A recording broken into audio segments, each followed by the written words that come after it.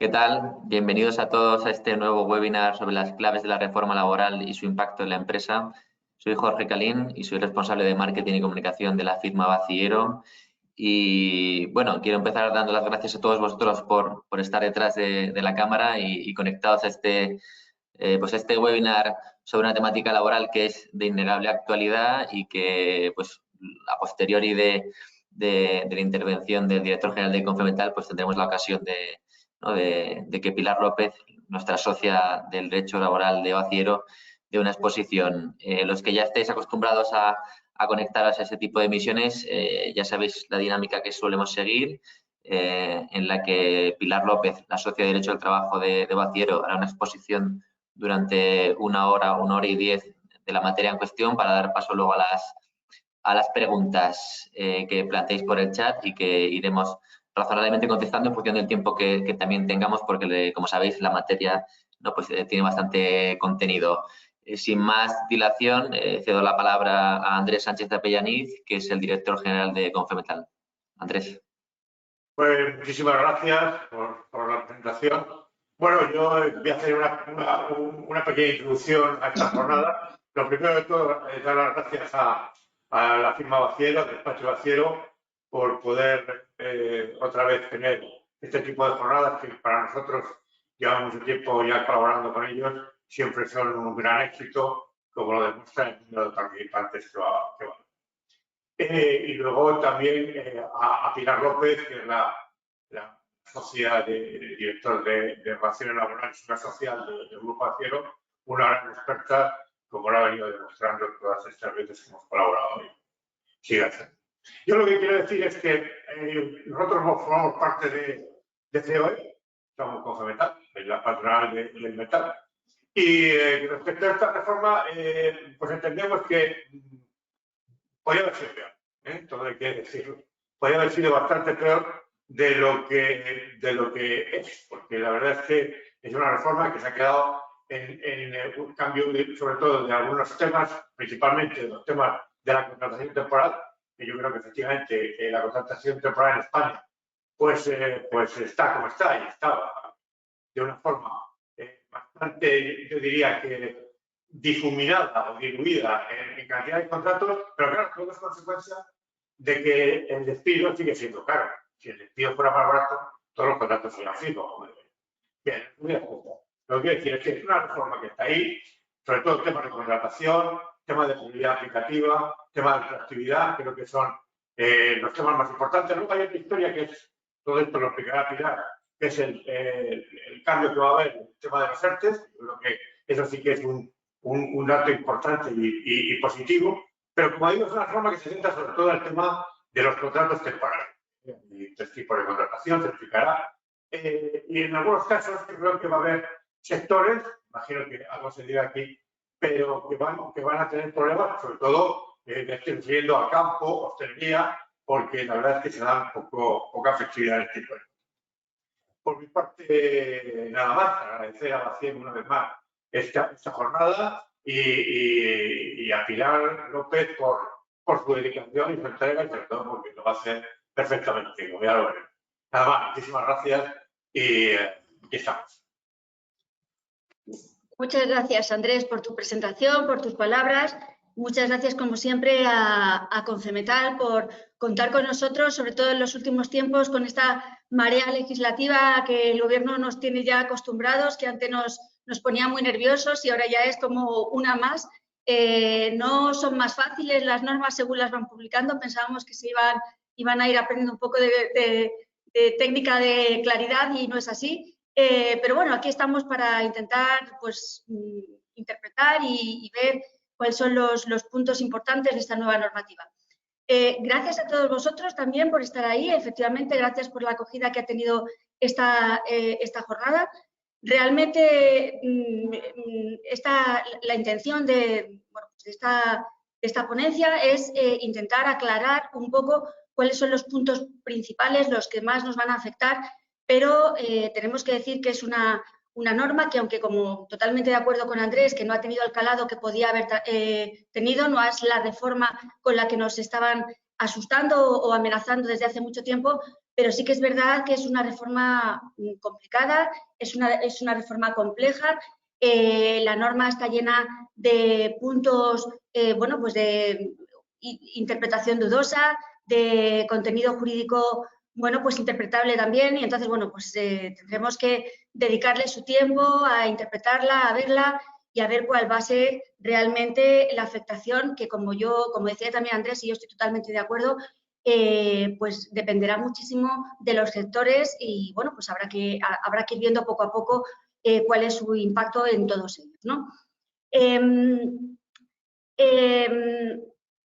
Vamos a ver, vamos a poner esto desde el principio. Yo creo que un poco para entender esta reforma que como bueno, no puedo evitar el chascarrillo, sabéis que llegó a nuestras manos el 28 de diciembre y pensábamos que iba a ser una broma, pero no es ninguna broma, porque, como decía, es una norma de calado y efectivamente es una norma que está muy volcada y muy centrada en la contratación. Realmente es una reforma de la contratación, ¿no? Para entender esta reforma tenemos que ponernos un poco en el contexto tanto político como económico en el que se lleva a cabo, ¿no? En el contexto político, el gobierno de coalición de PSOE y Unidas Podemos, sabéis que en su acuerdo de gobierno ya tenían establecido, bueno, cada uno de estos partidos de una manera independiente, pero cuando se unieron para formar gobierno en el acuerdo de coalición, ya tenían la clara voluntad de firmar, de derogar, vamos, si lo firmaron, de derogar la reforma laboral que había establecido el gobierno del PP desde el año 2012 y, bueno, recuperar, según ellos, los derechos que habían perdido los trabajadores como consecuencia de esa reforma. Sabéis que había unos puntos muy concretos dentro de esa reforma que se pensaban tocar, relativos a la subcontratación, a medidas de flexibilidad interna, a las modificaciones sustanciales de las condiciones de trabajo, a la aplicación del convenio colectivo, a la negociación colectiva y realmente con lo que nos amenazaban o con lo que, bueno, pues tenían intención de abordar eran puntos de un enorme calado y que preocupaban mucho al entorno empresarial si realmente se iban a abordar tal y como se estaban, bueno, pues planteando, ¿no?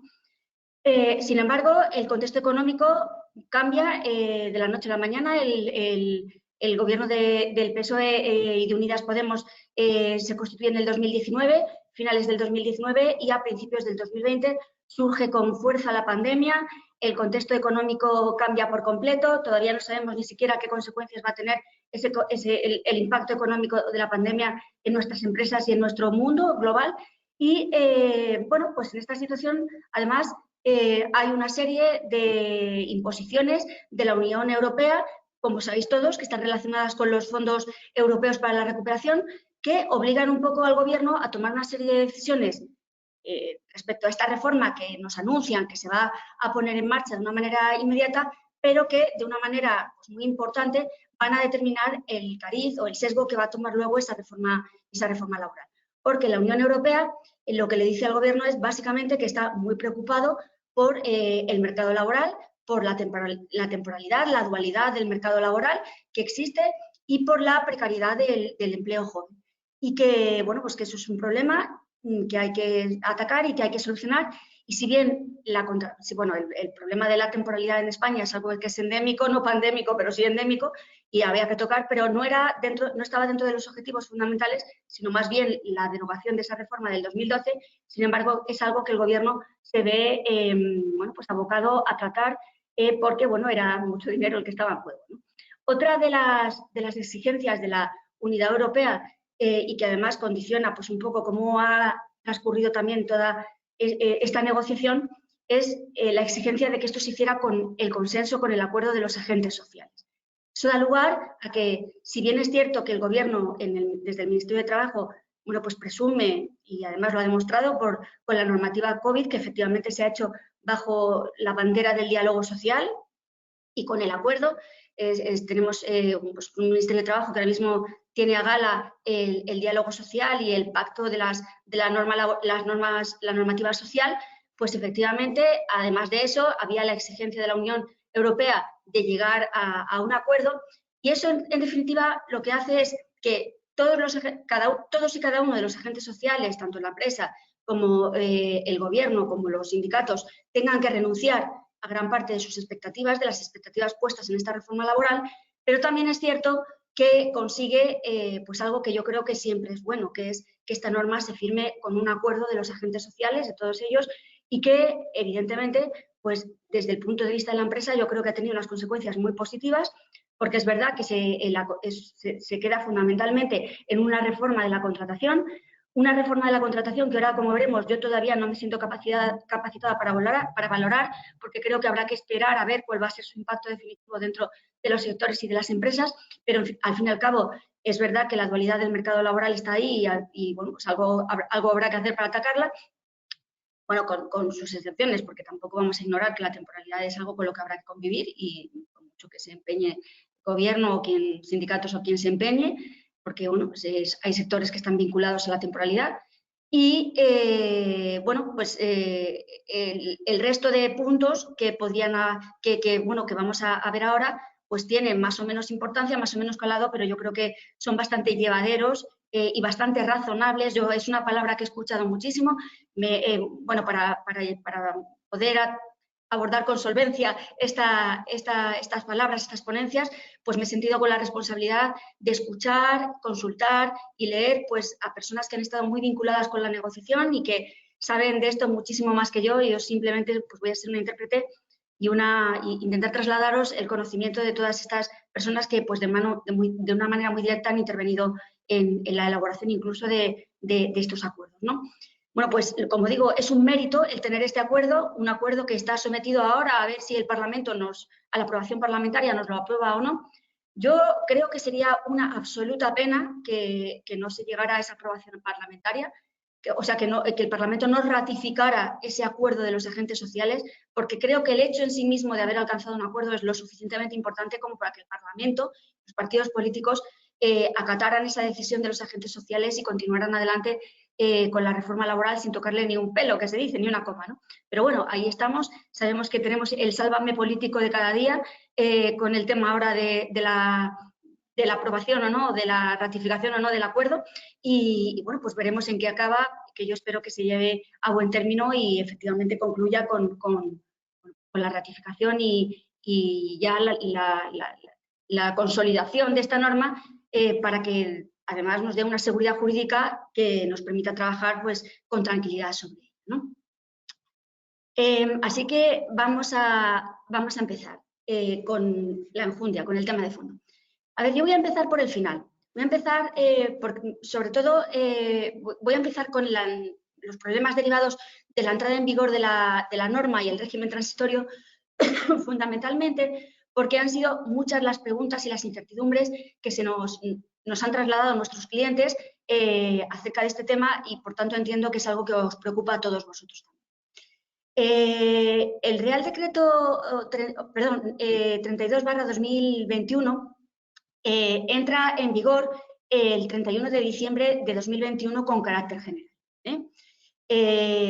Sabéis que llegó a nuestras manos el 28 de diciembre y por una serie de problemas técnicos no se publicó hasta el 31 de diciembre y esa es la fecha de su entrada en vigor. Sin embargo, la propia norma establece una serie de excepciones que vamos a ver ahora y que da lugar a unas excepciones y a un régimen transitorio pues un poco complicado, ¿no? La norma lo que dice es que van a entrar en vigor la norma a los 3 meses de su publicación en el BOE, es decir, tenemos hasta el 30 de marzo del 2022 para que se aplique y entre en vigor la regulación, todo lo referente a la nueva regulación de los contratos formativos, es decir, la modificación que sufre el artículo 11 del Estatuto de los Trabajadores.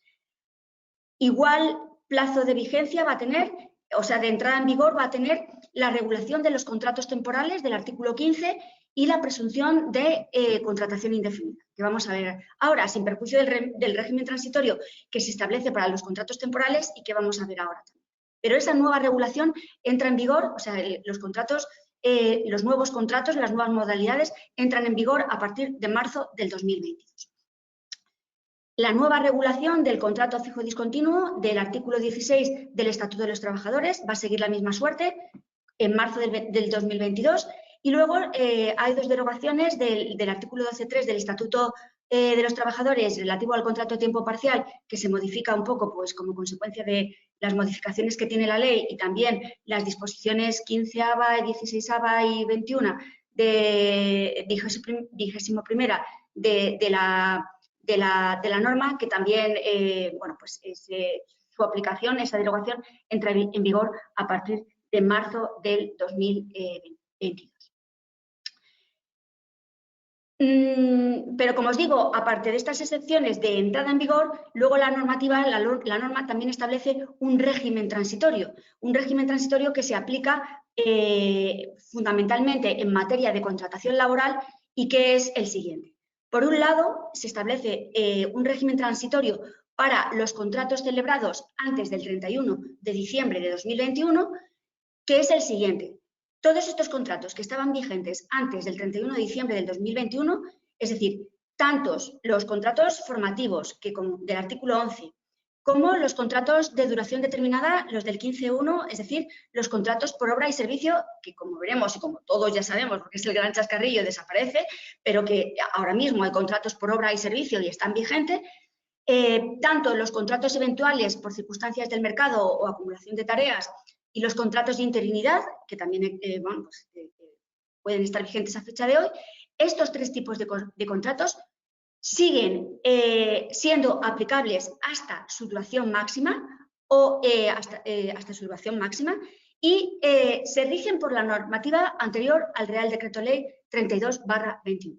Es decir, el régimen transitorio consiste en eso, en que esos contratos que estaban suscritos antes del 31 de diciembre del 2021 permanecen vigentes y son aplicables hasta su duración máxima y se regulan en función de la normativa por la que nacieron, como además no podía ser de otra manera. Pero ¿qué pasa? Que como la norma no entra en vigor hasta el 30 de marzo, con carácter general, hasta el 30 de marzo del 2022, ¿qué pasa con aquellos contratos que se celebren entre el 31 de diciembre del 2021 y el 30 de marzo del 2022? Entonces, estos contratos que se van a celebrar en este trimestre, en estos 3 meses, pueden seguir siendo contratos de duración determinada, pues, por obra y servicio. Yo puedo hacer ahora un contrato por obra y servicio, ahora en enero, o puedo hacer un contrato eventual por circunstancias del mercado, por acumulación de tareas, pues, de los habituales. Puedo hacerlo, pero van a estar vigentes y le va a ser aplicable la normativa por la que nacieron estas modalidades contractuales, pero su duración no va a poder ser nunca superior a 6 meses. Es decir, este es el requisito que establece este régimen transitorio. Yo hoy, esto es importante, puedo hacer un contrato por obra todavía hasta marzo. No va a desaparecer, puedo hacer un contrato por obra, pero sé que no le voy a poder dar en ningún caso una duración superior a 6 meses. También hay, bueno, lo he incluido aquí porque me parecía que era pues, también como una especie pues, de norma de transitoriedad. Hay una serie de limitaciones en el encadenamiento de contratos que regula la disposición transitoria quinta, encadenamiento que, como todos sabéis perfectamente, lo que da lugar es a la transformación en indefinido de esas relaciones laborales temporales que se hacen encadenando contratos de esta naturaleza y que se hacen en fraude de ley. Hay un cambio importante en los criterios del encadenamiento, sobre todo hay un cambio fundamentalmente de orden temporal, porque el periodo para entender que hay un fraude en esa concatenación de contratos, si sabéis que con los contratos suscritos con anterioridad al 31 de diciembre el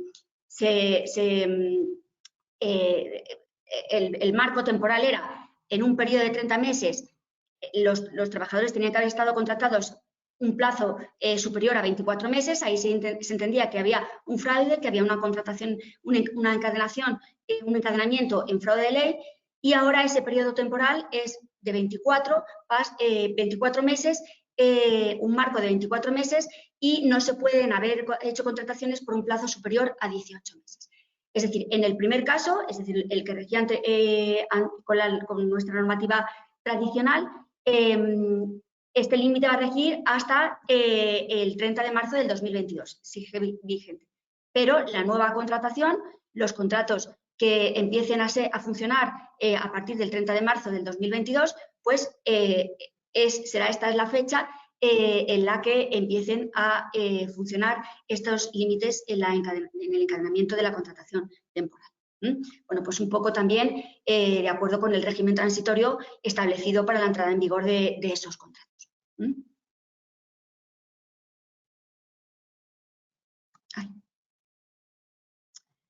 Bueno, pues vamos a ver en qué consiste esta reforma en materia de la contratación. ¿Qué es lo que nos ha cambiado la norma? Bueno, como os digo, como os decía al inicio, un poco el objetivo de la reforma en materia de contratación era luchar contra la dualidad en el mercado laboral, que es el caballo de batalla del mercado español, y también tenía como objetivo, porque además os recuerdo que era la Unión Europea la que nos lo decía, pues luchar contra la precariedad del mercado laboral juvenil, y bueno, pues por eso se ha hecho mucho hincapié, se ha centrado la reforma, por un lado, en abordar esa reforma de la temporalidad y, por otro lado, en los contratos formativos, ¿no? Dando una preferencia y poniendo un especial énfasis y una especial importancia en lo que es el aspecto de formación, ¿no? Conviviendo con el desarrollo de un trabajo profesional, pero la formación, ¿no? La reforma del artículo 15 del Estatuto de los Trabajadores parte de una presunción que entendemos que es una presunción juris tantum, es decir, que admitirá prueba en contrario por parte de la empresa, que es que con carácter general, a partir de este 30 de marzo del 2022, el contrato de trabajo se va a presumir concertado por tiempo indefinido. Entonces, es una presunción que subyace, que está ahí, digamos, presidiendo todos nuestros contratos y, como digo, entendemos que es una presunción juris tantum, que será la empresa la que en un determinado momento pues tendrá que probar la temporalidad de la relación laboral que le une con su trabajador.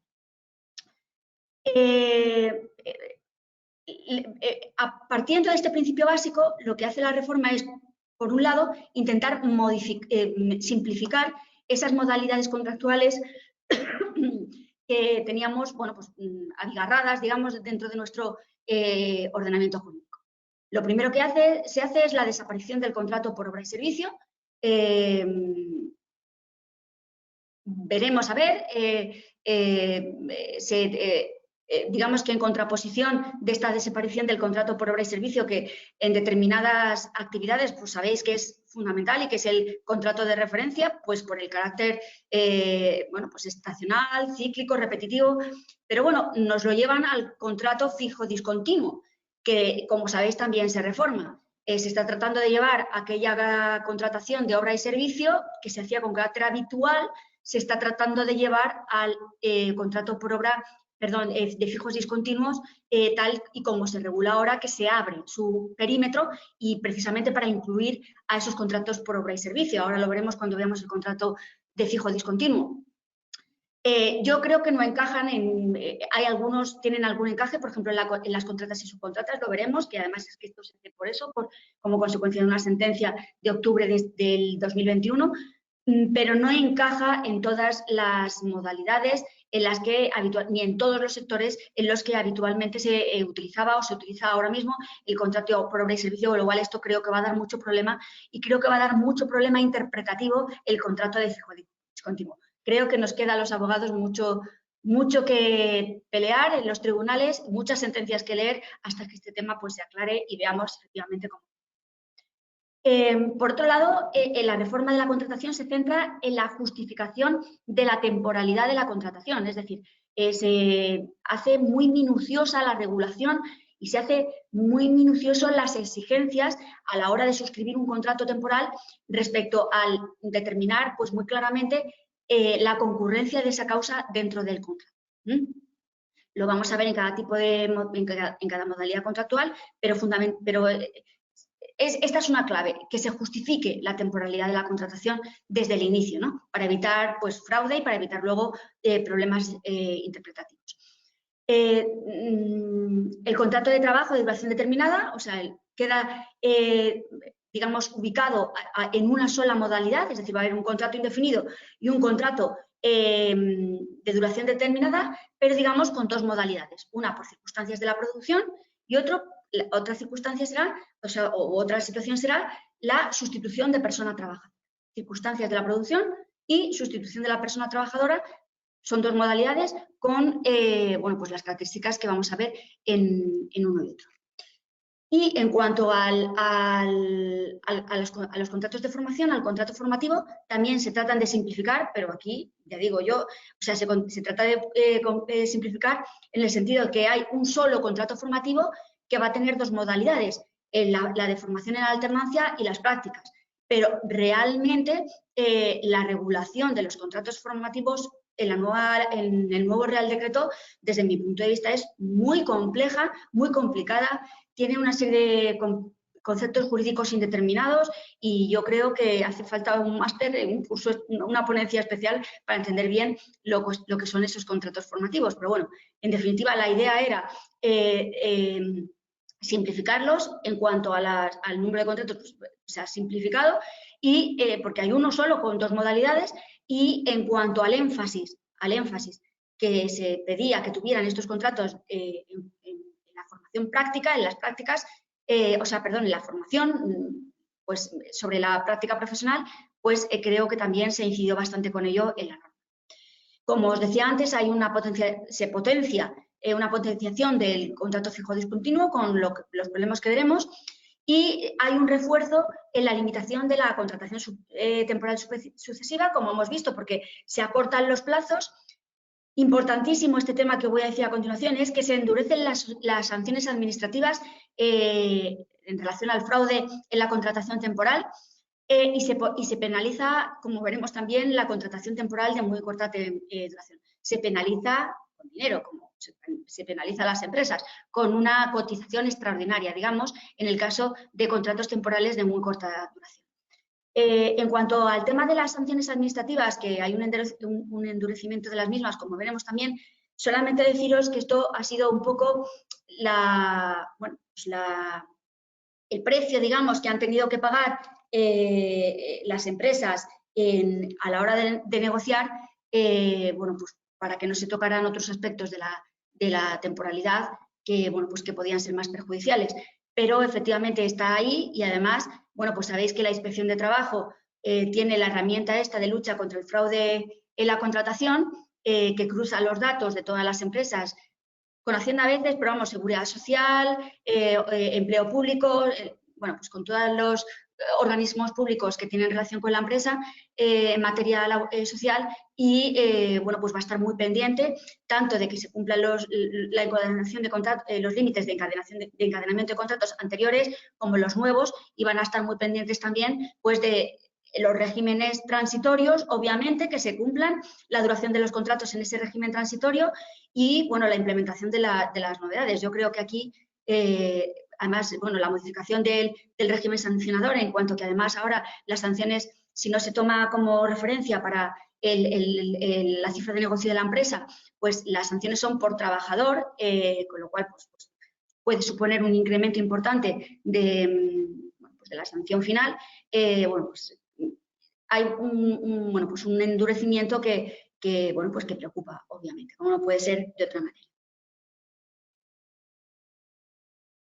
No hay nada más que decir de este tema, ya lo hemos comentado, desaparece el contrato por obra y servicio, hay un régimen transitorio para los que estén vigentes porque ya habían nacido con anterioridad a la publicación del Real Decreto, y hay una posibilidad de contratación hasta marzo por régimen por obra y servicio, nuestro querido contrato, pero que va a desaparecer en marzo del 2022. ¿Cuáles son entonces, ya entrando en los nuevos contratos de duración determinada, los nuevos contratos de duración determinada? ¿Cuáles son los puntos fundamentales que se atacan en esta materia, en este tema? Bueno, pues en primer lugar, como os decía antes, se hace mucho hincapié en que concurra la causa de temporalidad y para eso hay que especificar, pues, con toda la precisión que sea posible y que nos exija cada modalidad contractual, la causa que habilita la contratación temporal, las circunstancias concretas que lo justifican y su conexión con la duración prevista. Es decir, que hay que escribir una Biblia para hacer el contrato temporal, ¿no? Y que quede todo clarito y evitar cualquier duda de sospecha de que estamos ahí ante un contrato indefinido, encubierto, y por tanto no podamos romper nunca la presunción de laboral de fijeza, ¿no? que va a dominar nuestro mercado temporal, ¿no?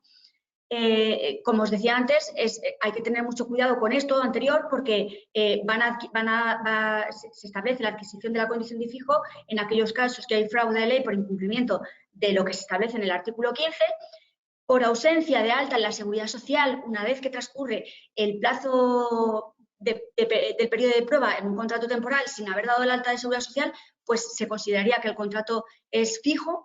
Y bueno, y como hemos visto, en caso de encadenamiento de contratos temporales, en los que se hace básicamente es ampliar, o sea, limitar o hacer más reducido el plazo de la limitación temporal para que se considere ese encadenamiento en fraude de ley, pero hay un tema que a mí me parece muy curioso, que no sé si habéis caído en él, que dice que también, o sea, se añade como uno de sus supuestos de encadenamiento la ocupación del puesto de trabajo durante un periodo de tiempo. Es decir, ya no se está hablando de que a una persona se le hagan distintos contratos temporales en fraude de ley, o sea, concatenados que puedan dar lugar a la consideración de fraude de ley, sino que un puesto de trabajo considerado como un puesto objetivo sea ocupado por varias personas durante los periodos, el marco temporal establecido, de manera que la última persona que ya rompa, digamos, el límite temporal, pues esas adquiriría la condición de fijo, ¿no? de fijeza. Es decir, es algo, bueno, pues, diferente a lo que nos tenía acostumbrado la norma, que el encadenamiento era por contratos y por personas, no por puestos de trabajo. Bueno, lo de los límites lo hemos comentado. Se penaliza, lo que decía, se penaliza con una cotización adicional a cargo de la empresa aquellos contratos de duración determinada que sean inferiores a 30 días a la finalización del contrato. Es decir, esta penalización es cuando finalice el contrato. Creo que está calculado, la norma introduce como una fórmula un poco compleja, pero creo que he escuchado por ahí un cálculo que serían como unos 26 euros más o menos. Es una modificación del artículo 151 de la Ley General de la Seguridad Social. Obviamente, y esto lo he escuchado pues, por todos lados también, es absolutamente imprescindible y necesario que haya un desarrollo reglamentario del artículo 15 del Estatuto de los Trabajadores. Ahora mismo sabéis que hay un criterio técnico de la Inspección de Trabajo, el 92-2015, que hasta nueva orden es el que sigue vigente, pero me imagino que todo esto también tendrá que ser objeto de los criterios técnicos de la Inspección de Trabajo correspondientes, pero evidentemente el desarrollo reglamentario del artículo 15, que es lo que se ha venido haciendo habitualmente, pues es necesario y es urgente, puesto que en marzo ya, que está a la vuelta de la esquina, comenzamos a lidiar con estos contratos. Voy a analizar, porque además he intentado que la presentación sea lo más completa posible para que podáis hacer uso de ella, pero voy a limitarme a comentar los puntos específicos de cada contrato de duración determinada, lo que me parece más importante, porque si no, no nos va a dar tiempo a tratar toda la materia. En cuanto a los contratos de duración, el primero de los contratos es el contrato de duración determinada por circunstancias de la producción. Se regula en el artículo 15.2 del Estatuto, en esa modificación, y lo importante es, como decimos, la causa. ¿Cuál es la causa de este contrato de duración determinada? Hay dos causas o dos situaciones específicas. Por un lado, la causa que se refiere al incremento ocasional e imprevisible de las circunstancias de la producción. Dice que aun tratándose de la actividad normal de la empresa, generan un desajuste temporal entre el empleo estable disponible. Nos quedamos con estas dos palabras, que era un poco el contrato eventual por circunstancias de la producción. Ocasional e imprevisible, aunque sea la actividad normal de la empresa. A mí aquí hay un tema que me sorprende mucho, que es que se incluye específicamente en un párrafo de más allá aparte, que se entiende incluidas en estas circunstancias ocasionales e imprevisibles las vacaciones anuales. No lo entiendo muy bien, pero bueno, ahí está, veremos a ver qué desarrollo reglamentario o qué interpretación hacen los tribunales de esta inclusión de las vacaciones anuales como una causa de temporalidad. El otro bloque de situaciones a los que se podría acoger como causa este contrato de circunstancia de la producción serían, y aquí es el lío, situaciones ocasionales previsibles y que tengan una duración reducida y delimitada en los términos previstos en la norma. Es decir, situaciones ocasionales que sean ya previsibles por la empresa y que tengan una duración reducida y delimitada en los términos previstos en la norma. Y los términos previstos en la nómina pues son tela marinera, como vamos a ver ahora a continuación. A la hora de formalizar el contrato tenemos que tener claro que hay que explicar bien cuáles son todas estas causas habilitantes, las circunstancias concretas que justifican, o sea, ya esto con carácter específico, y la conexión con la duración que se prevé va a tener el contrato. Claro, ¿cuáles son las limitaciones que tiene esta contratación? Pues por un lado, obviamente, que no pueden responder a situaciones de trabajo de fijo discontinuo definidas en el artículo 16.1 del Estatuto de los Trabajadores. Esto es otra modalidad diferente. Y por otro lado, no es causa de este contrato la realización de trabajos en el marco de contratas, subcontratas o concesiones administrativas que constituyan actividad habitual u ordinaria de la empresa, porque esto se lleva también al contrato de fijo discontinuo, como ya lo vamos a ver. Es decir, una vez que desaparece el contrato por obra, que sabéis que es el contrato que, bueno, pues con cierta habitualidad o en cierta más o menos medida, dependiendo de las empresas y de los sectores, se utilizaba en aquellas empresas cuyas actividades, pues dar servicios para terceros en el marco de la contratación y la subcontratación o las concesiones administrativas, pues esto, la norma, y además desde una sentencia, como os digo, de octubre del Tribunal Supremo, se ha tratado de llevar al contrato de fijo discontinuo, con lo cual este tipo de situaciones, aunque puedan ser ocasionales y previsibles, no se pueden reconducir en el marco del contrato de circunstancias de la producción, sino en el contrato de fijos discontinuos del 16.1 del Estatuto de los Trabajadores. Dice la norma sin perjuicio de su celebración cuando concurran las circunstancias legales, pero no es la causa. Es decir, tú podrás hacer un contrato temporal por circunstancias de la producción en el marco de una contrata-subcontrata en el que la norma general sea el fijo discontinuo cuando concurra la causa de temporalidad de las circunstancias de la producción. Pero el contrato que tú utilices no va a poder derivarse por la vía de la temporalidad, sino del fijo discontinuo. En cuanto a la duración de este tipo de contratos y las prórrogas, pues también tiene mucha miga. Y además aquí es que se plantea muchísima incertidumbre en la interpretación sobre todo de la duración, como vamos a ver ahora. Por un lado, en aquellos contratos que la causa sea el incremento ocasional e imprevisible, es decir, el primero de los supuestos, la duración máxima del contrato va a ser de 6 meses. Por convenio, que, bueno, incidir la función de los convenios sectoriales o los convenios de empresa, los convenios sectoriales en el marco de la contratación temporal va a ser definitiva, porque serán ellos los que estén, que tengan que estar pendientes de regular los aspectos fundamentales de este tipo de contratación, sobre todo, y eso os lo quería haber comentado antes, se me ha pasado, en el tema de los porcentajes de contratación. Sabéis que uno de los puntos que quería introducir el Gobierno en esta reforma de la contratación, era establecer un máximo del 15% de temporalidad de la empresa, con carácter general y con independencia del sector a que afectara. Claro, imaginaros, ¿no? Porque es primero una limitación tan estricta y además sin diferenciar o sin discriminar sectores, pues es que era como una locura, ¿no? Ese fue uno de los caballos de batalla en la negociación y se estableció no fijar ese porcentaje. A cambio ha habido pues ese incremento ese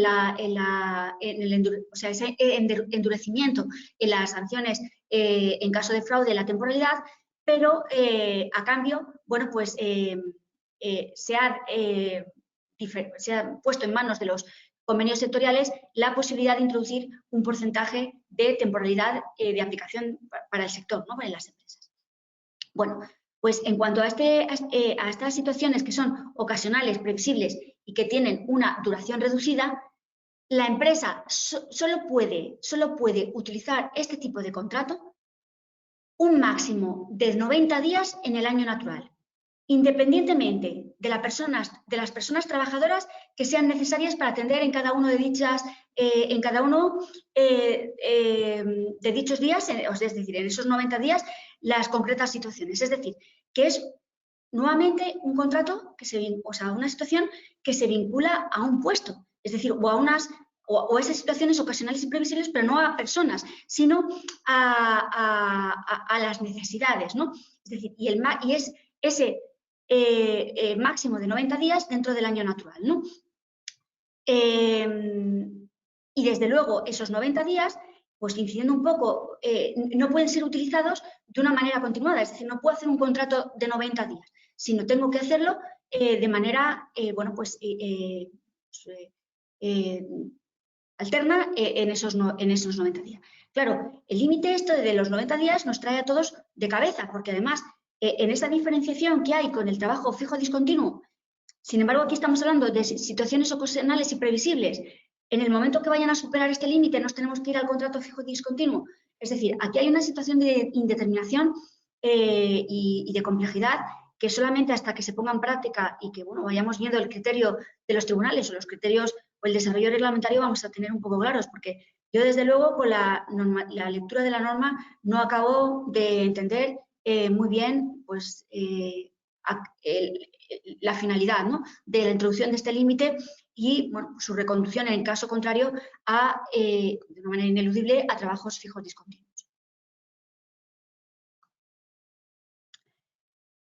En los contratos de trabajo, el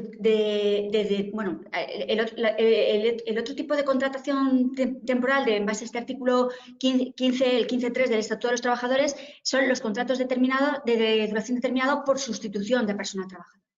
Aquí, decir tres cosas solamente. La causa pues, es la sustitución de una persona trabajadora en unos determinados supuestos, que son, por un lado, en aquellos casos que una persona que tenga derecho de puesta de trabajo pues esté fuera de la empresa, lógicamente, y dé lugar a esa sustitución de esta persona con derecho de reserva a puesta de trabajo, siempre que en el contrato venga perfectamente determinada quién es la persona a la que se va a sustituir y cuál es la causa que justifique esa sustitución. También en los casos que se quiera complementar la jornada reducida de una persona trabajadora que se ha acogido a la reducción de jornada siempre que sea una causa legal. Es decir, si yo me acojo a una reducción de jornada pues por cuidado de menores y el 50% de mi jornada va a quedar vacante porque yo me he cogido una reducción del 50%, pues puedo hacer un contrato por el otro 50% siempre y cuando sea una de las causas, la persona sustituida en esa parte de jornada tenga una causa legal y pues igual se completen todos los datos referentes a la persona sustituida y a la causa de la sustitución. Y hay una tercera modalidad que es cuando se sustituye, que es la posibilidad de realizar un contrato de trabajo, un contrato temporal de un puesto de trabajo durante el proceso de selección o promoción de ese puesto de trabajo para su cobertura definitiva.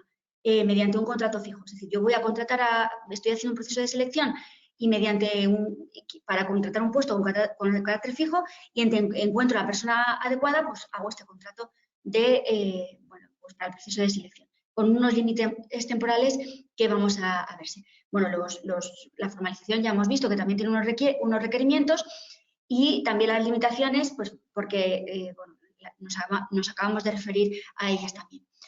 En cuanto a la duración de estos contratos, lógicamente van vinculados en el reserva de puesto de trabajo a la duración de la ausencia. Este contrato tiene la particularidad de que puede iniciarse con anterioridad a que la persona sustituida se ausente, es decir, pues con una especie de traslado de funciones, pero como máximo durante 15 días. Y en los contratos que son para completar la jornada reducida, pues lógicamente, mientras dure la reducción de la jornada, será la duración de este contrato de sustitución. En los contratos temporales para el proceso de selección o de promoción hay una duración máxima de 3 meses. Y además se deja también al convenio colectivo la posibilidad de regular un plazo inferior y bueno, pues una vez superado ese periodo no se puede realizar un contrato nuevo por el mismo objeto. Es decir, o se hace este y se contrata ya a la persona fija o no se puede hacer otro contrato con esta naturaleza, pues para evitar precisamente el fraude, ¿no? Como os digo, tema central de la reforma, se potencia y apuesta por el contrato fijo discontinuo. Además, es que esta potenciación pues, nos ha descolocado un poco porque es un contrato que tradicionalmente, habitualmente, tenemos muy identificado con contratos estacionales, de temporada, es decir, muy situados a estos dos conceptos.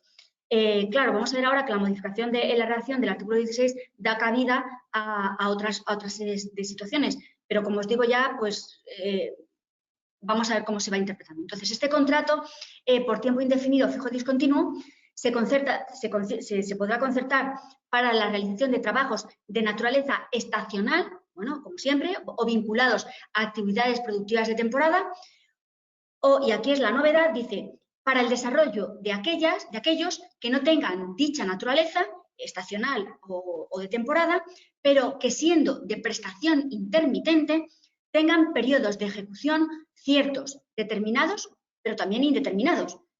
Entonces, y ahí es, bueno, pues una incertidumbre grande, ¿no? La novedad, pero bueno, que es una novedad, como os digo, relativa, porque es que ya los tribunales nos estaban anunciando que esto tenía que ser así, es que se puede utilizar esta modalidad de fijo discontinuo en el marco de contratas mercantiles o administrativas, en el marco de contratas, es que estoy buscando una cosa que os quería comentar, a ver si la encuentro. Sí. Dame un segundito. Bueno, quería haceros referencia a una... Os quería hacer referencia a una norma, pero bueno, da igual. La novedad es, como digo, que se podrá utilizar para desarrollar el trabajo en el marco que ya nos decía, anunciando nuestros tribunales, nos lo venían anunciando. Se podrá hacer uso del contrato fijo discontinuo en el marco de contratas mercantiles o administrativas que, siendo previsibles, formen parte de la actividad ordinaria de la empresa. Es decir, lo comentaba antes, como sabéis, muchas empresas que utilizaban este tipo de modalidad pues, para constituir los equipos de trabajo una vez que le era adjudicada la correspondiente contrata y se vinculaba este contrato de obra a la duración de la contrata administrativa. Ya el Tribunal Supremo nos dijo que esto no era así porque la actividad propia de la empresa era precisamente esa contratación, esa subcontratación y que, por tanto, el contrato no se podía, el contrato que se hiciera a estos grupos de trabajo, a estos trabajadores, no podía llevarse con un carácter de temporalidad, sino con un contrato de naturaleza fija, la contratación habitual de la empresa. La Inspección de Trabajo, ya sabéis que ha intervenido también en este sentido, dándonos a entender la imposibilidad de llevar a cabo este tipo de contratación. Y, bueno, pues aquí queda reflejado, lógicamente, en la norma. Lo que pasa es que, tal y como está reflejada en la norma, yo me apuntaba ayer, revisando esto, pues, ideas que me surgían y decía, a ver, pues aquí, vuelvo a insistir, se me plantean dudas en la ejecución de contratas. Por ejemplo, ¿qué pasa con los periodos de inactividad? Cuando hay un periodo de inactividad, un periodo de llamamiento, que estoy a la espera de llamamiento, el trabajador queda a la espera de llamamiento, ¿qué pasa en ese periodo de inactividad? ¿Qué hay si en ese periodo de inactividad surge la subrogación convencional que puede darse en este tipo de situaciones? ¿Cuál es el tratamiento que se va a dar a la subrogación convencional en estos periodos de inactividad, por ejemplo? O lo que os comentaba antes, este tipo de contratos de fijos discontinuos, ¿cómo los diferenciamos del contrato temporal del apartado anterior en aquellas situaciones ocasionales y previsibles? Prestación intermitente, ocasional y previsible, límite de 90 días para los otros. Aquí no, ¿es ese límite de los 90 días el que figura como diferenciador de una y otra situación? Bueno, pues no lo sé, son dudas que se plantean, que a mí se me plantean, que se nos plantean a muchos y que habrá que ir viendo un poco según, bueno, pues se vayan desarrollando estas medidas, ¿no? Lo que sí que regula esta norma, bueno, además estaba regulado antes, es que entre los periodos de inactividad hay unos plazos de espera entre la recolocación de los trabajadores, entre subcontrataciones, lógicamente van a estar, y además que es lo normal, estos trabajadores están cobrando su prestación de desempleo, pero el plazo máximo de inactividad es de 3 meses. Una vez transcurrido ese plazo máximo de inactividad, la empresa está capacitada, o sea, está facultada o se le da la posibilidad de adoptar o proceder a las medidas coyunturales o definitivas que procedan. Es decir, hacer uso de una modalidad de ajuste interno o la extinción de los contratos si se considera que hay causa para hacerlo, ¿no? Bueno, hay que formalizar el contrato por escrito. Aquí se deja en manos se le da un gran poder al convenio colectivo porque se deja en su mano el fijar los criterios de llamamiento. Hay una mayor también regulación en la norma del llamamiento, de cómo se tiene que producir este llamamiento y además se traslada, os digo, en este aspecto se da mucha fuerza, mucho poder al convenio colectivo sectorial, pues la posibilidad de establecer un convenio sectorial, una bolsa de empleo, bueno, pues establecer un periodo mínimo de llamamiento o una cuantía indemnizatoria por fin de llamamiento, en fin. Ya para terminar esta modalidad contractual, solamente comentaros que se establece en la norma que los trabajadores fijos discontinuos tienen derecho a que su antigüedad, dice la norma, se calcule teniendo en cuenta toda la duración de la relación laboral. Sin embargo, eso, o sea, no solamente el tiempo efectivamente trabajado, sino que se incluyan en esa antigüedad también los periodos de llamamiento, pero hay que ver a efectos, por ejemplo, indemnizatorios, cómo se interpreta el concepto de antigüedad a efectos indemnizatorios. Es decir, también en los periodos de descanso hay que tener, o de llamamiento, de espera a ser llamados, tienen que computar a efectos de indemnización. Bueno, este tema ya estaba aclarado por la jurisprudencia anterior. Hay 2 sentencias que os refiero ahí, una que es de mayo del 2020, de las últimas, que nos dice expresamente que debe tomarse toda la duración, pero a efectos de antigüedad y a efectos de promoción. Pero posteriormente hay otra sentencia de julio que nos dice que a efectos indemnizatorios solo se tienen que tomar los tiempos efectivamente trabajados. Bueno, pues esto habrá que ver cómo se va interpretando. Vamos, yo creo que esto está ya resuelto por los tribunales y es así como se debe hacer. Como voy fatal de tiempo, como no podía ser de otra forma, porque ya os digo, es que surgen miles de dudas a cada párrafo que leemos, ¿no? Y en cada cuestión, en cada figura que se plantea, ¿no? Entonces, bueno, pues por ir resumiendo un poco, ir avanzando y poder meternos en el resto de la norma, bueno, pues en materia de construcción también hay una modificación en cuanto a los contratos ordinarios, que también el que va a ser habitual, la normativa nos reconduce a que sean los indefinidos, y es el contrato indefinido adscrito a obra que, bueno, pues tiene una serie de características específicas que, bueno, pues os remito a su regulación en la disposición adicional tercera en el apartado específico, en el artículo específico, que ahora no recuerdo cuál es, creo que es el artículo 2 del Real Decreto, que bueno, pues explica en qué consiste esta modificación del contrato indefinido adscrito a obra. En cuanto a los nuevos contratos formativos, simplemente me voy a limitar a comentaros lo que os he dicho antes. Hay uno, pero con 2 modalidades, el contrato de formación dual o en alternancia de trabajo-formación, otro, el dirigido a la obtención de la práctica profesional, y son los 2 vigentes a partir del 30 de marzo del 2022. Ya os digo que su regulación es muy compleja en la norma. Os he tratado de poner sus principales requisitos muy resumidos en la presentación. En el contrato de formación en alternancia, el objeto es compatibilizar la actividad laboral retribuida con estudios de formación profesional o universitaria. Y aquí a mí solamente indicaros que me extraña que se elimina el límite de la edad, con lo cual no sé si pueda repercutir eso en una precariedad en determinados puestos de trabajo a determinadas personas con una determinada edad. Y bueno, pues hay unos límites también en la reducción de la jornada y en la retribución.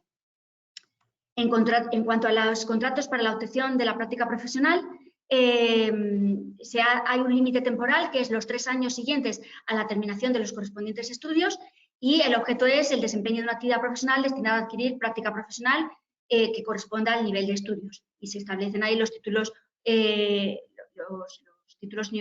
estudios, el nivel de estudios al que tiene que corresponder.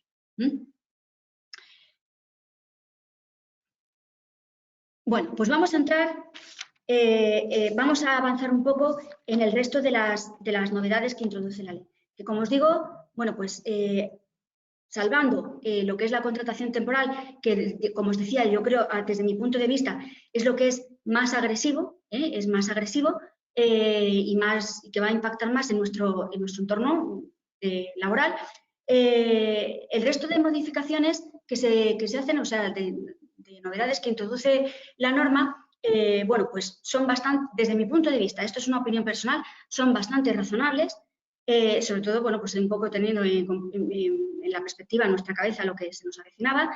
Y como veremos, bueno, pues bueno, no son realmente una derogación, salvo en el tema de la ultraactividad, que eso sí que es una pequeña derogación, pero todo lo demás no hay ninguna derogación, sino lo que hay es una pequeña modificación de algunos aspectos de cosas que van a seguir rigiendo tal y como seguían, como se estaban utilizando habitualmente, como estaban plasmados en la norma que rige, y no hay ningún tipo de derogación. Y en ese sentido, ya os digo que con sus matices que veremos, me parece bastante asequible y asumible también. En primer lugar, en materia de negociación colectiva, es que me equivoco de cursor, en materia de negociación colectiva, bueno, pues había mucho revuelo en lo que iba a depararnos esta reforma de la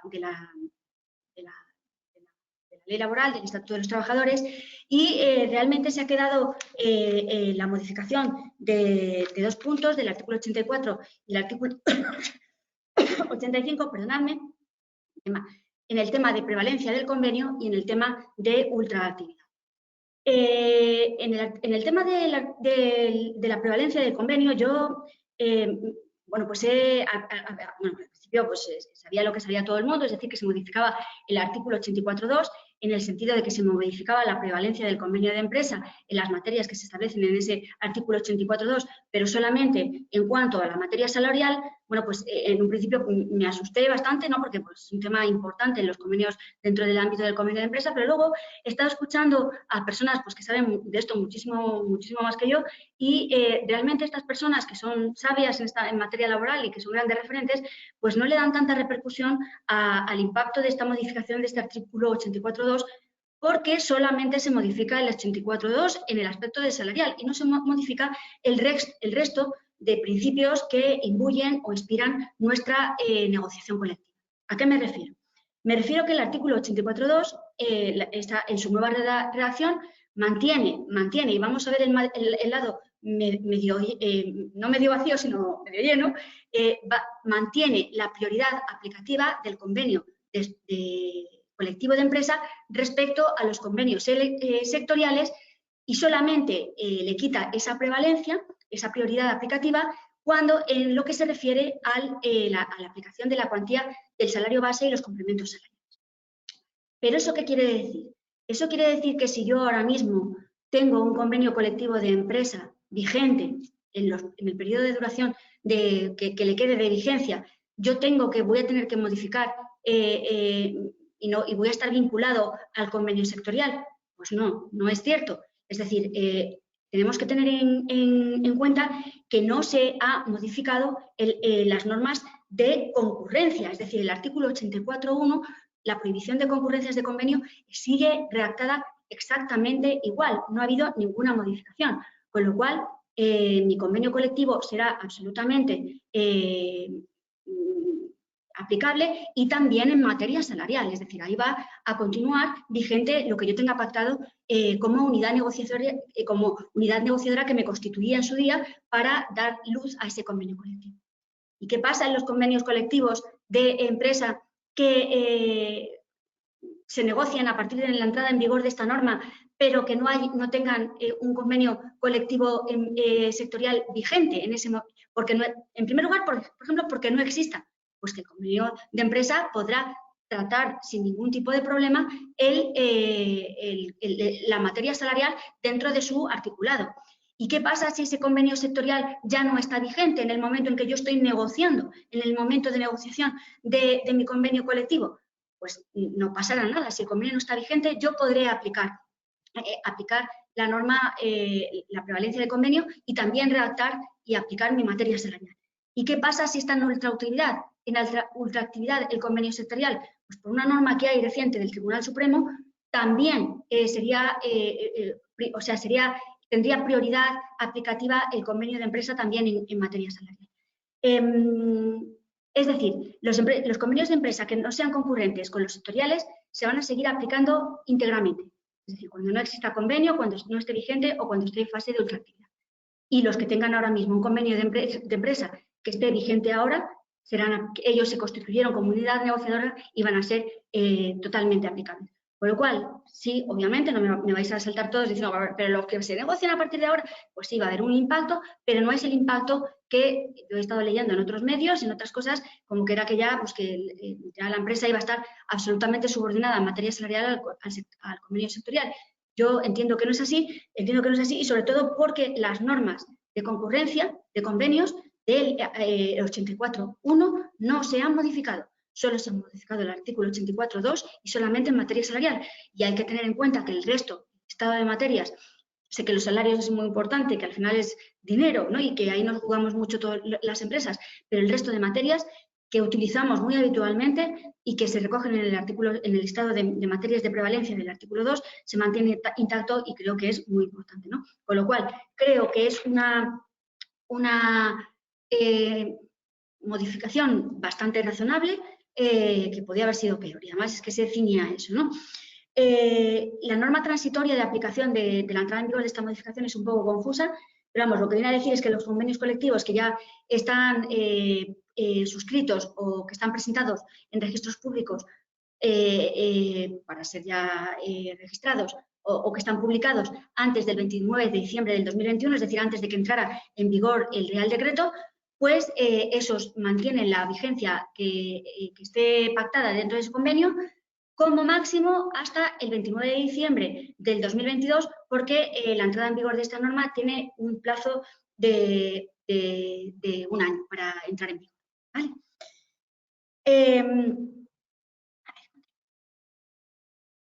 En cuanto a la ultraactividad, bueno, pues sí, en la ultraactividad ha habido efectivamente una derogación de la norma. Se ha recuperado la ultraactividad indefinida de los convenios colectivos en el artículo 86 del Estatuto de los Trabajadores, y lo que dice la norma ahora es que transcurrido un año desde la denuncia del convenio, sin que se haya alcanzado un acuerdo, pues las partes, como sabemos, han de someterse a los procedimientos de mediación establecidos en los acuerdos internacionales. A ver, aquí nuevamente la norma está dejando, hay un mecanismo alternativo en caso de que no haya acuerdo, pero nuevamente deja en manos de la negociación colectiva, es decir, de los convenios colectivos, cuáles van a ser esos procedimientos para evitar las consecuencias nefastas de la ultraactividad cuando no hay un acuerdo, ¿no? Porque siempre que vaya a haber un pacto expreso, pacto expreso de una negociación en el convenio colectivo, pues habrá que atenerse a lo establecido, a lo que se haya acordado en materia de ultraactividad en el convenio colectivo. Y lo demás, pues ya sabéis que si hay un pacto expreso, las partes se tienen que someter necesariamente, en caso de discrepancia en la negociación del convenio colectivo, han de someterse a un proceso de arbitraje que concluye con un laudo que, como sabéis, tiene eficacia jurídica de convenio colectivo, y si no hay pacto, cuando se transcurre el proceso de negociación sin haber llegado a un acuerdo sobre el nuevo texto del convenio, pues hay que mantener la vigencia del convenio colectivo que requiere en ese momento, ¿no? Y bueno, pues ya ahí poco os puedo aportar más que vosotros no tengáis perfectamente claro que es un problema, ¿no? En materia de contratación y subcontratación de actividades, yo voy a empezar también con el vaso medio lleno, no medio vacío. Desde mi punto de vista, no hay una modificación importante en materia de contratación y subcontratación. Desde mi punto de vista y desde el punto de vista pues, de personas muchísimo más cualificadas que yo, se mantiene prácticamente con las puntualizaciones que vamos a ver la regulación anterior, con lo cual se mantiene viva, vigente, para todas las empresas la posibilidad de continuar externalizando actividades productivas que estén amparados por la libertad de empresa. Es decir, podemos seguir externalizando nuestras actividades productivas. Sabéis que este es un sector que ha sido muy debatido, que ha habido ríos de tinta, que nos amenazaban con los males del infierno, y finalmente conseguir que esto se mantenga así, y que solamente se afecten dos cuestiones que desde mi punto de vista son accesorias, tienen trascendencia, pero son accesorias en cuanto a la posibilidad de que esto se fuera afectado en cuestiones más importantes, pues me parece un éxito en la negociación. El cambio importante se refiere solamente en cuanto al convenio colectivo de aplicación relativo a las empresas contratistas y subcontratistas. Entonces, aunque lo tengo puesto en un orden, yo voy a invertir el orden, porque me parece que es lo importante. Si la empresa contratista o subcontratista tiene un convenio de empresa, rige los trabajadores a los que estén desarrollando la actividad tendrán que regirse por el convenio de empresa de la contratista o de la subcontratista. Si por el contrario, la empresa subcontratista o subcontrativa no tienen convenio colectivo de empresa, habrá que aplicar el convenio colectivo del sector de la actividad que se esté desarrollando en la contrata o en la subcontrata. Es decir, ¿tenemos convenio de empresa en la contratista y subcontratista? Convenio colectivo de empresa. ¿No tenemos convenio colectivo de empresa? Pues entonces regirá el convenio colectivo del sector de la actividad que se esté desarrollando en la contrata o en la subcontrata. O sea, sabéis que aquí pues había que si el contrato que regiera el del contratista principal, de la empresa principal, eso ha quedado totalmente diluido, y los términos en los que hay que interpretar esto, bueno, es que no hay lugar a interpretación porque son clarísimos. Se introduce bueno, esto es de la... Bueno, pues estas son, como os digo, las novedades principales y como os digo, yo creo que ha sido un éxito en la negociación de este tema. En materia de flexibilidad interna y de las empresas, yo os digo una cosa, desde mi punto de vista aquí lo importante no es lo que dice la ley, es lo que no dice. Es lo que no dice, porque entiendo que nuestros mecanismos de modalidad, o sea, de flexibilidad interna, permanecen exactamente igual. Y acordaros el temor que nos embargaba a todos cuando podíamos ver una modificación del artículo 41 del Estatuto de los Trabajadores, de la modificación por causas, o sea, de la modificación sustancial de condiciones de trabajo, con las potestades y las habilidades que faculta esa norma a la empresa para afrontar situaciones coyunturales o definitivas dentro de la empresa. Entonces, el artículo 41 no se ha tocado en modo alguno, queda absolutamente igual, con lo cual yo de verdad creo que eso es un éxito absoluto de la negociación, y como vamos a ver, la aportación que hay de la norma en mecanismos de flexibilidad interna realmente no son novedades. Yo no veo esto que haya novedades, más bien lo que veo es, como vamos a ver ahora, en el tema de la reducción de jornada, la suspensión por causas por causas económicas, técnicas, bueno, los top o la fuerza mayor, vamos a ver que lo que ha habido es un aprendizaje brutal en estos 2 años de pandemia, aprendizaje brutal que se ha bueno, pues volcado en la norma actual, se ha volcado en la norma actual y que, lógicamente, ha dado lugar a que se lleven a esta norma pues, cosas que hemos aprendido pues, a fuerza de acuerdo, porque os recuerdo que todas las normas que se han pactado en periodo de COVID, en periodo pandémico, han sido fruto del acuerdo y el consenso de los agentes sociales. Entonces, lo que se hace con esta modificación es introducir unas nuevas previsiones en el artículo 47 del Estatuto de los Trabajadores, en los ERTE de TOP y en los ERTE por fuerza mayor. Claro, es que los ERTE de fuerza mayor, yo creo que en un principio se perdió un poco lo que era el concepto de fuerza mayor, de derecho romano y el derecho civil, pero bueno, yo creo que eso lo hemos ido recuperando un poco y lo que se ha hecho ha sido traerlo a la vida práctica, es decir, ya somos conscientes de que la fuerza mayor puede ir más allá de que se queme una fábrica o que se haya un incendio o que tal, sino que hay pues, otras circunstancias pues, más amplias y que necesitan un tratamiento más específico. Voy a ser muy breve porque esto nos lo sabemos de memoria y además os digo la verdad, porque estoy harta de hablar de ERTES, no quiero volver a hablar de ERTES en muchos años. Entonces aquí, de verdad, simplemente deciros que se han tomado las cosas buenas, por ejemplo, la reducción de los periodos de consulta que se han bueno, pues se han hecho un poco, el procedimiento en general se ha hecho más ágil de acuerdo con la práctica que hemos visto en estos meses y se han tomado cosas que también en la práctica que se hacían y que se convalidaban, se han llevado a la norma, como la posibilidad de prorrogar los ERTES simplemente llevando un pequeño periodo de consultas de 5 días para consensuar esa prórroga de los ERTES sin tener que volver a iniciar todo el periodo de negociación. En los ERTES de fuerza mayor temporal, por fuerza mayor temporal, solamente deciros que, bueno, pues que hay una serie de características de procedimiento, como, por ejemplo, pues a la hora de presentar la solicitud a la autoridad laboral o un informe preceptivo de la inspección de trabajo, la figura del silencio administrativo, que ya nos la sabemos cómo funciona, pues lo hemos sufrido. En fin, solamente indicaros que las dos causas de fuerza mayor es que también las conocemos, son por impedimento o limitación en la actividad normalizada de la empresa y hay una serie de características específicas de procedimiento. Por ejemplo, en estos casos no es preceptivo el informe de la Inspección de Trabajo y Seguridad Social.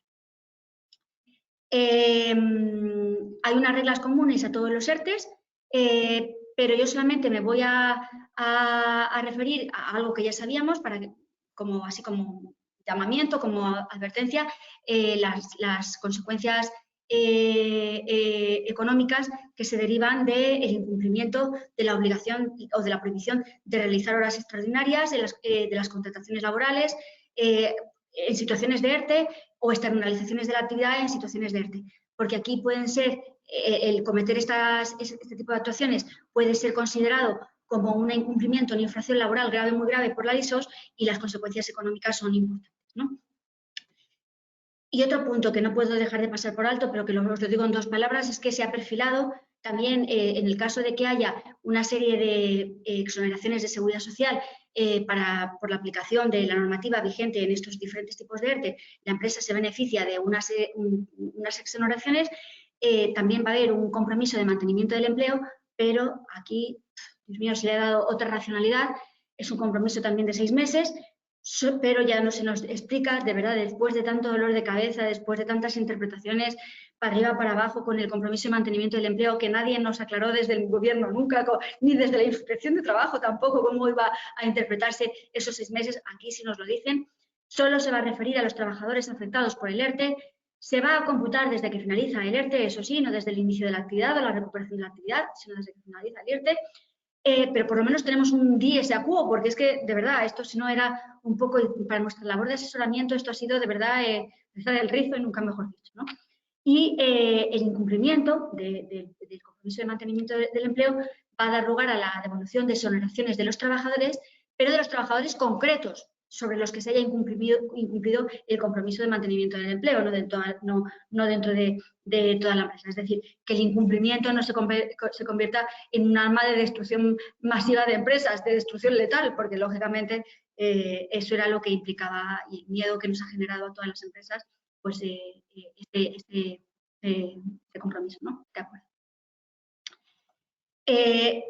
Del nuevo mecanismo red no voy a decir nada porque esto simplemente que existe, que es un supuesto de fuerza mayor, pero que tiene que ser autorizado por el Consejo de Ministros en determinadas situaciones nacionales o sectoriales pues muy graves, y se activa mediante una autorización del Consejo de Ministros, pues sería pues como el COVID ahora, es decir, si hay un nuevo COVID, por favor, ¿no?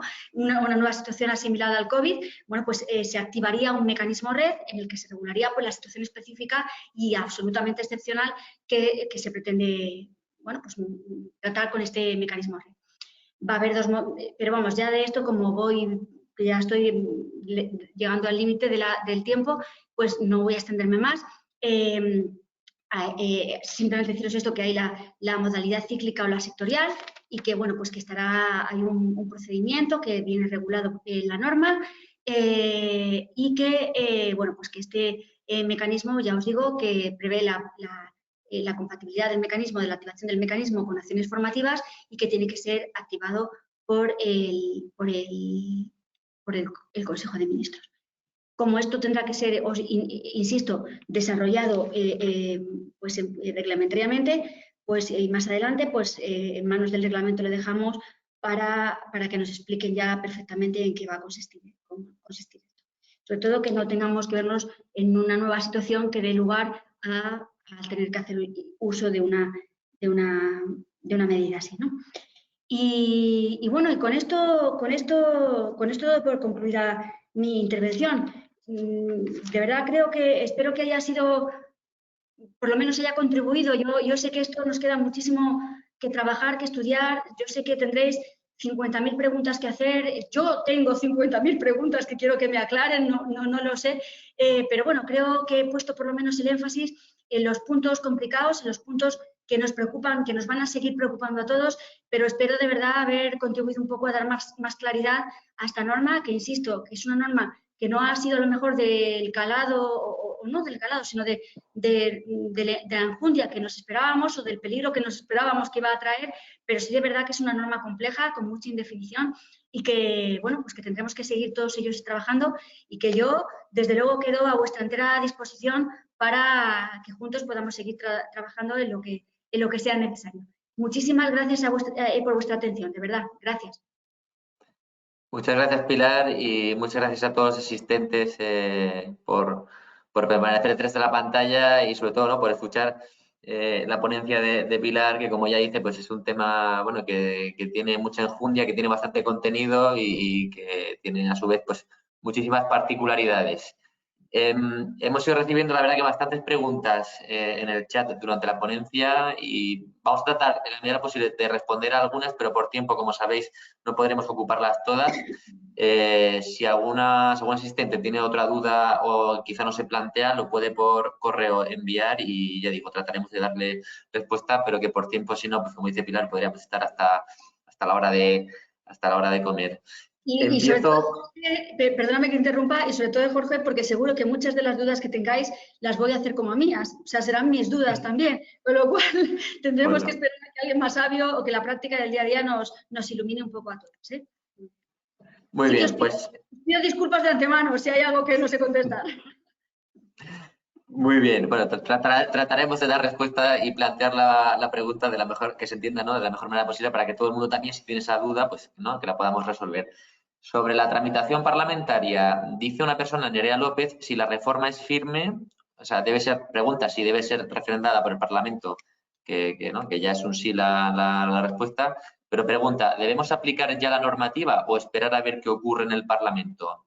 No, la norma es vigente. Lo que pasa es que, estará vigente cuando esté vigente. Es decir, ahora mismo será de aplicación el periodo transitorio, las nuevas modalidades, por ejemplo, de contratación, o sea, el régimen transitorio y la norma entra en vigor al día siguiente de su publicación, con carácter general. Y ahora mismo eso es lo que es. A ver, el que pase por la autorización parlamentaria, lo que va a dar lugar es que se apruebe con el texto que tiene ahora mismo, o que se incluya alguna modificación, porque el Gobierno lo que no va a consentir es que esto quede en el aire. Es decir, si el Gobierno llega a acuerdos con sus socios o con otros para conseguir que esto se apruebe, pues se aprobará. Pero con independencia de eso, la norma es vigente desde el día siguiente de su publicación en la norma, salvo en el BOE, salvo el régimen transitorio y la vigencia y el inicio de la vigencia para aquellas excepciones que hemos visto. Ahora mismo es vigente en los aspectos que son vigentes. Muy bien, porque matiza la duda que viene por la cuestión de hacer contratos de 6 meses o si pueden a día de hoy hacerlos de más tiempo. A ver, ahora mismo en nuestra cabeza tiene que estar que estamos sometidos a ese plazo máximo de duración de los 6 meses. Ahora mismo es así. Ahora mismo la norma es vigente desde el 31, desde el 1 de enero, vamos. El periodo transitorio es el periodo transitorio. Y a partir de ahora, pues si nosotros tenemos que aplicar pues esos límites establecidos por la norma, pero tener en la cabeza que, bueno, que tenemos un futuro incierto, pero a día de hoy pues es lo que hay que hacer. Muy bien. En relación con el contrato eventual, pregunta Ana María Moratalla Moreno si se podrían hacer 6 contratos de un mes por la misma causa. En todo caso, si se puede prorrogar este tipo de contrato para el mismo puesto y si este periodo máximo dice 18-24. Sí, a ver, tú podrás hacer, tú solamente puedes hacer una prórroga. Solo puedes hacer una prórroga. Es decir, ese contrato eventual va a tener un máximo de 6 meses, ahora mismo.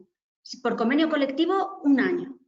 Entonces, si tú haces un contrato inicial de 1 mes, tú solamente lo vas a poder prorrogar con otra prórroga por 5 meses, si quieres agotar el plazo de duración.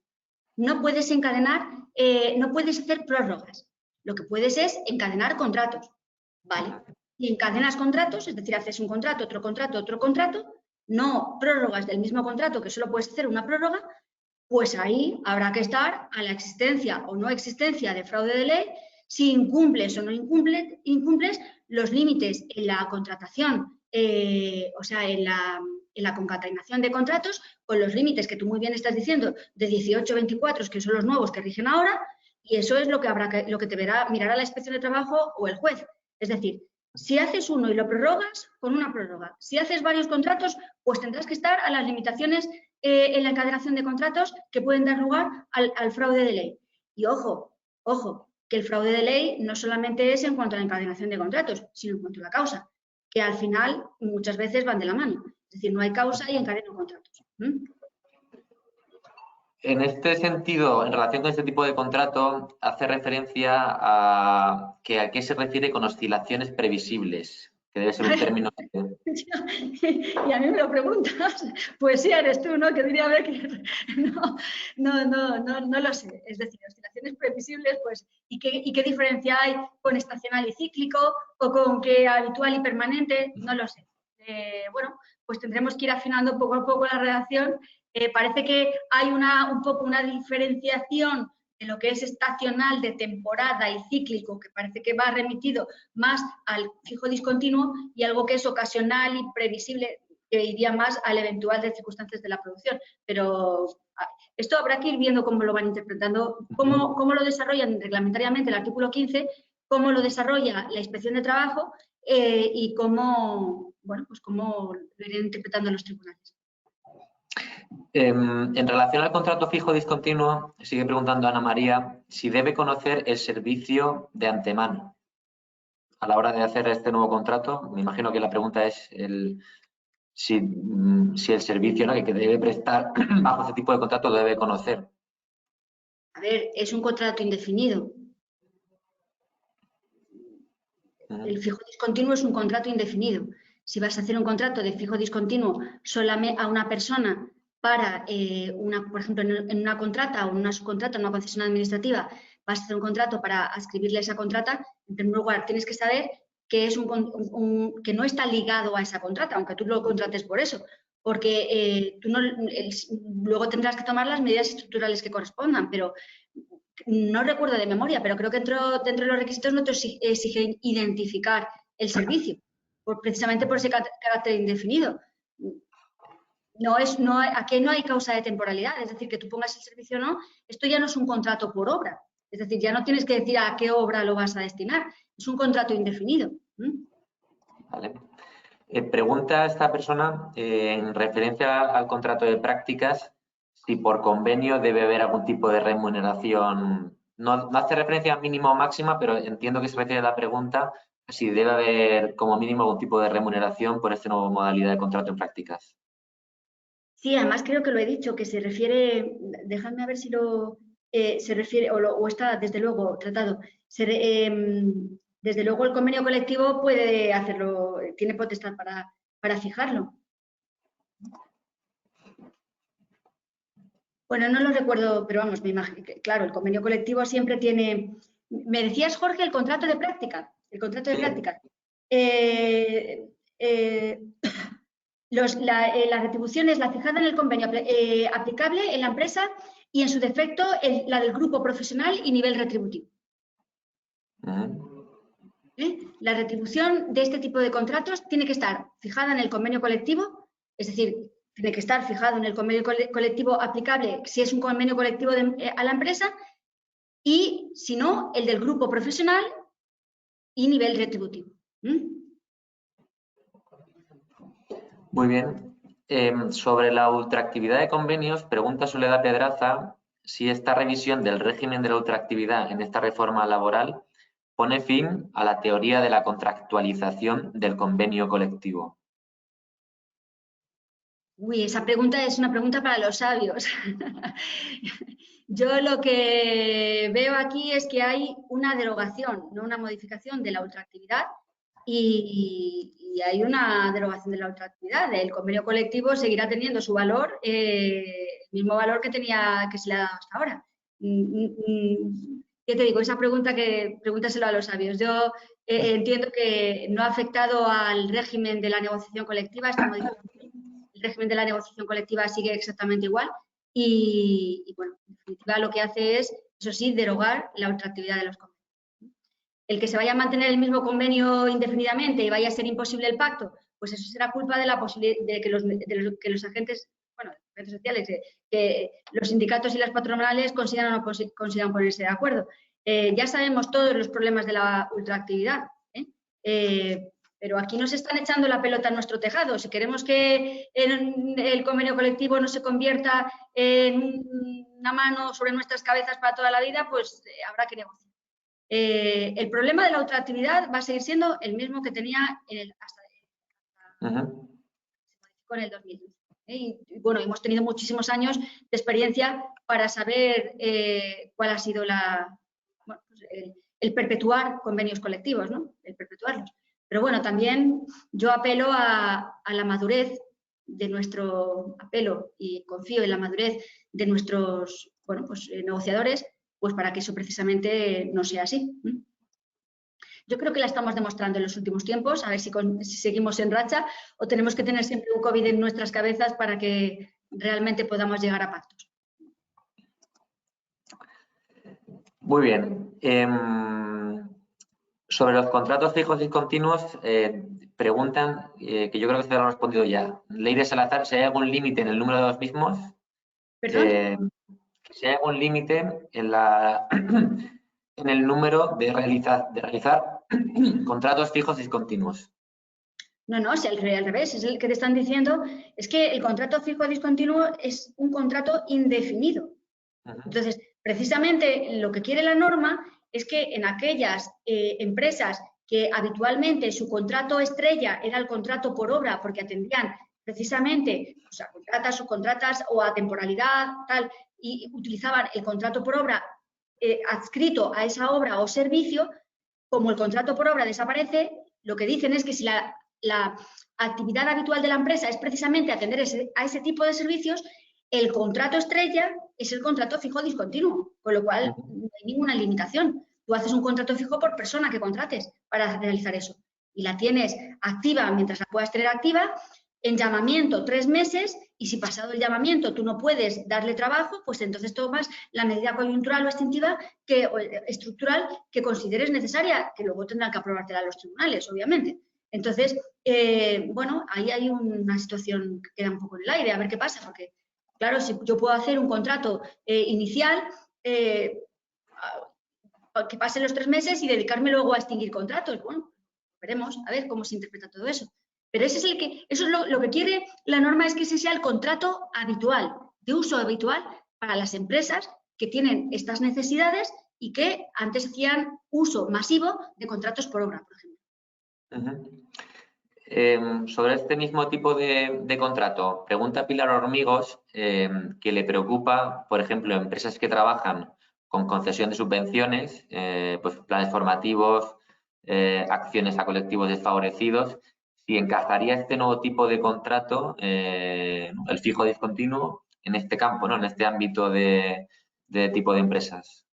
Pues hombre, evidentemente, si antes lo que se hacía era en función de esas subvenciones o esos planes de formación o cual sea el objetivo de la empresa, se estaba haciendo uso del contrato por obra precisamente para atender a esa necesidad de ese proyecto en concreto, pues claro, esa es la idea de la norma, que se utilice el contrato fijo discontinuo en función del nacimiento, que en cierta manera es cíclico, el nacimiento de ese tipo de servicios. Sí, claro, podría ser, claro.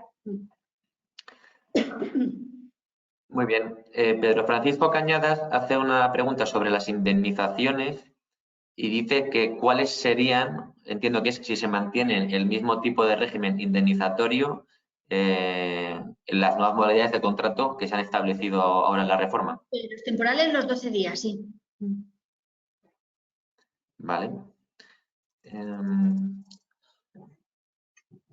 Carlos Sillán hace referencia a las tablas salariales hasta el año 2024. A partir del 31 de diciembre del año 22, ¿se aplican las tablas según el sector o se siguen aplicando según las tablas de la empresa? Pero bueno, yo creo que he intentado explicarlo. Esto no es cuestión de tablas, esto es cuestión de convenio que se aplique.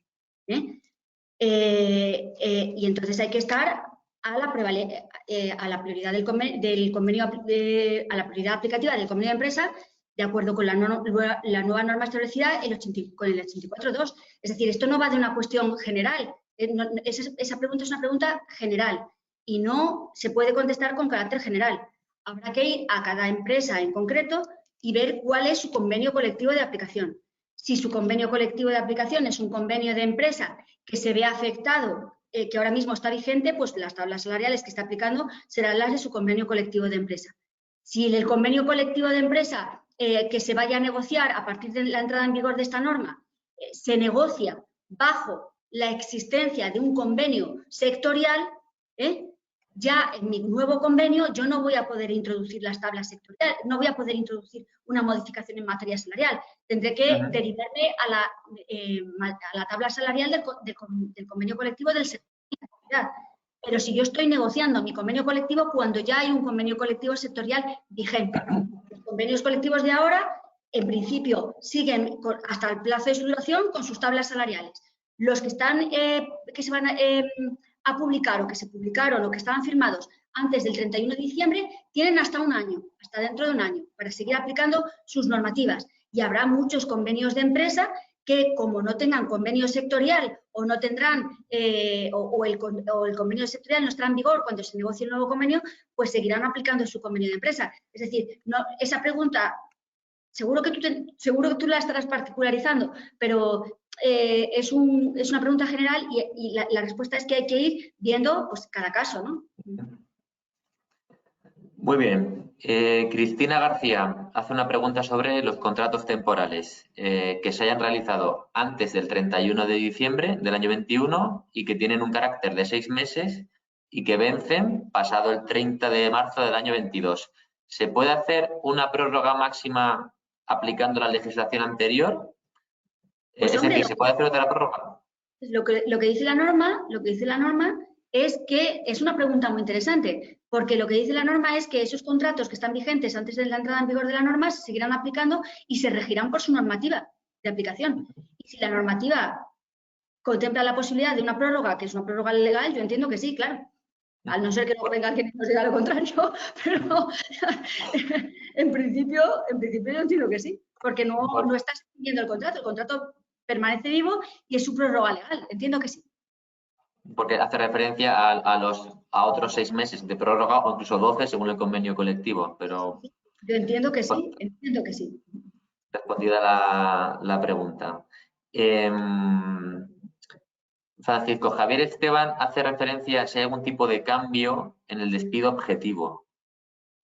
No. Algún tipo de modificación. ¿vale? No, gracias a Dios, en los temas de extinciones no se hace ninguna modificación. Muy bien. Hace una pregunta Rafael Dávalos. Si se puede hacer a día de hoy, no especifica a día de hoy, pero entiendo que se refiere así, si se pueden hacer contratos por obra y servicio hasta el 30 de marzo del año 22 y con un plazo de 6 meses. Sí, la duración máxima 6 meses. Muy bien. Pregunta Paloma López, en el caso de contratas, si la mejor opción en todo caso es hacer un contrato fijo discontinuo. No, es que va a ser la única opción. Y luego pregunta, ¿y si los convenios no establecen nada en cuanto al llamamiento, cómo se ejecuta, cómo se trata este llamamiento? Pues que el llamamiento tiene un periodo de 3 meses. O sea, el plazo de descanso, el periodo de inactividad es 3 meses y transcurridos 3 meses, salvo que el convenio colectivo no diga nada, pues se producirá el llamamiento a la empresa. Si tú no tienes trabajo porque no tienes otra contrata, entonces la ley te autoriza para tomar la medida coyuntural o estructural que consideres necesario. Es decir, si no tienes trabajo para darle, entonces tendrás que hacer una medida estructural, pues una extinción si hay causa para ello, o si no, pues una suspensión, una reducción de jornada hasta que encuentres haya una nueva contrata. Y si el convenio colectivo establece alguna regulación adicional, pues habrá que estar en manos del convenio colectivo. Si no, es 3 meses, llamamiento, y ya dependiendo de tu situación como empresa, pues tendrás que tomar una medida u otra. Vuelven a incidir en la pregunta de la duración del contrato fijo discontinuo de hasta 6 meses. Y luego, vamos a ver, por ajustarnos a tiempo, si te parece, Pilar, damos lugar a las últimas dos preguntas. Pregunta Rosa María Benito, que qué tipo de indemnización tiene el contrato fijo discontinuo.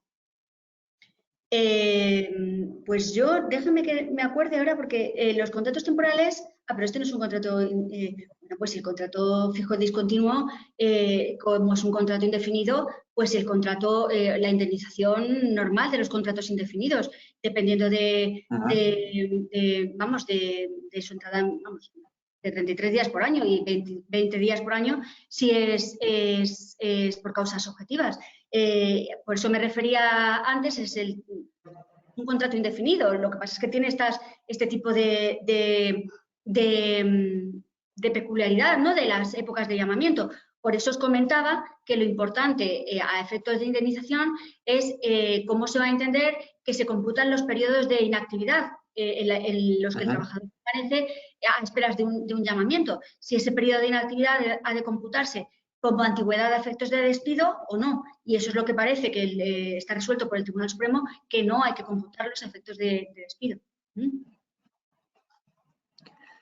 Muy bien, pues la verdad que es que seguimos recibiendo bastantes preguntas y numerosas en cuanto a detalle y por sector y por tipo de empresa, pero vamos a dar por finalizada la emisión del seminario. Ya digo, hemos ido acumulando numerosas preguntas, pero si tenéis alguna duda al respecto o no se ha planteado durante la emisión, podéis enviarla de nuevo por correo y trataremos de darle respuesta. Hay varios de vosotros que preguntáis si la presentación se va a enviar. Sí, esta presentación que ha utilizado Pilar se remitirá a todos los asistentes y personas inscritas al webinar, así como el vídeo también de la grabación para que podáis consultar en todo caso cualquier punto que haya tratado Pilar en la ponencia. Yo, si te parece, Pilar, te cedo la palabra ya para cerrar y damos por concluido el webinar. Pues nada, yo ya poco más puedo decir, solamente, pues nuevamente, daros las gracias por vuestra paciencia, que espero también que disculpéis las lagunas que haya podido tener, porque yo creo que estamos un poco todos en esa línea de incertidumbre, ¿no?, y de inseguridad un poco que nos da una norma tan amplia, con tantos términos jurídicos indeterminados y que tendremos que ir aclarando. Pero bueno, espero, como os decía al principio, que os haya dado por lo menos algo de luz Y nada, que como os decía Jorge, yo estoy a vuestra entera disposición y cualquier duda que queráis, cualquier cosa que queréis comentar, en el correo electrónico mío a vuestra disposición. Muchísimas gracias y os iba a decir espero veros pronto, pero no espero veros pronto con una nueva norma que nos impongan de entrar. Así que, bueno, mucha salud a todos y nos vemos. Gracias. Gracias a todos. Adiós.